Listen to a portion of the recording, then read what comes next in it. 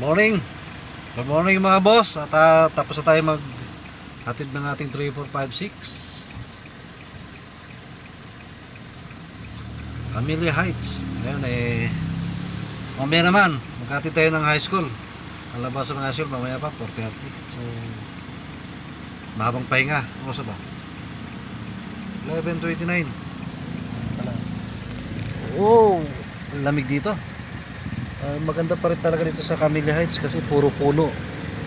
Kaya kahit na maaraw siya, malamig. Tingnan naman guys yung puno dito. Puro akasya yan, ang lalaki. Mga ganito kalalaking puno, mga akasya, yan, hindi na po pwedeng putulin yan. Bawal na yan. Ayan, ito guys yung area ko dito sa Heights. Yan. Lahat ng dadaanan,